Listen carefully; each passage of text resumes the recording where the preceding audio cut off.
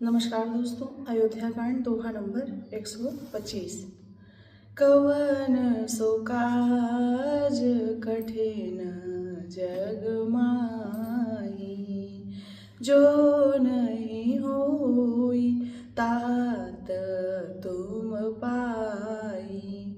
तात बचन पुनि मातु हित, भाई भरत असराऊ। मो कहूँ दरस तुम्हार प्रभु, सब मम पुण्य प्रभाव। और कहा, हे प्रभु, पिता की आज्ञा का पालन, माता का हित और भरत जैसे स्नेही एवं धर्मात्मा भाई का राजा होना और फिर मुझे आपके दर्शन होना, यह सब मेरे पुण्यों का प्रभाव है। कवन सो काज कठिन जग माही, जो नहीं होई तात तुम पाई।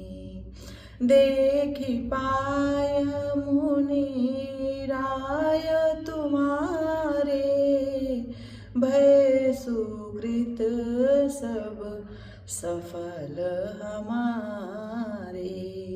अब जहाँ राउर आयस होई, मुनि उदबे गुण पावै कोई।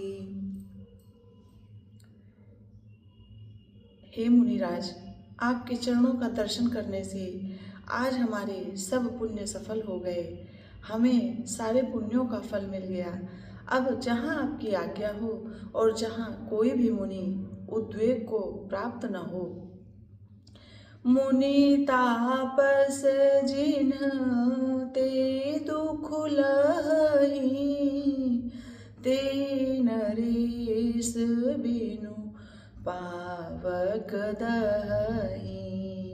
मंगल मूल विप्र परिते तोसु, दहाई कोटि कुल भूस सुर रोसु। क्योंकि जिनसे मुनि और तपस्वी दुख पाते हैं, वे राजा बिना अग्नि के ही अपने दुष्ट कर्मों से ही जलकर भस्म हो जाते हैं। ब्राह्मणों का संतोष सब मंगलों की जड़ है और भूदेव ब्राह्मणों का क्रोध करोड़ों कुलों को भस्म कर देता है। अस जिय जानि कहिय सोई ठाऊं, सिय सौमित्र सहित जहाँ जाऊं। तहर चिरुचिर परन तृणशाला, बासु करौ कछु काल कृपाला। ऐसा हृदय में समझकर वह स्थान बतलाइए जहाँ मैं लक्ष्मण और सीता सहित जाऊं और वहाँ सुंदर पत्तों और घास की कुटी बनाकर, हे दयालु, कुछ समय निवास करूं। सहज सरल सुनी रघुबर वाणी, साधु साधु बोले मुनि ज्ञानी।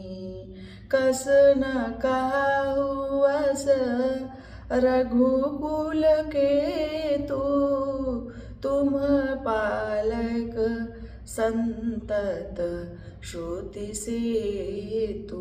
श्री राम जी की सहज ही सरल वाणी सुनकर ज्ञानी मुनि वाल्मीकि बोले, धन्य धन्य हे रघुकुल के ध्वजा स्वरूप, आप ऐसा क्यों न कहेंगे। आप सदैव वेद की मर्यादा का पालन रक्षण करते हैं।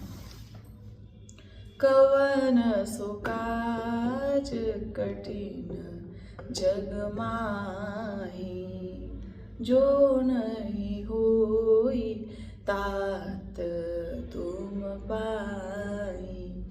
श्रुति से तु पालक राम, तुम जगदीश माया जानकी। जो सृजति जगु पालति हरति रुख पाई, कृपा निधान की। जो सहस शीसु अहि सुमहि धरु लखन सचराचर धनी सुर काज धरि नर राज तनु चले दलन खल निश्चर्यनि।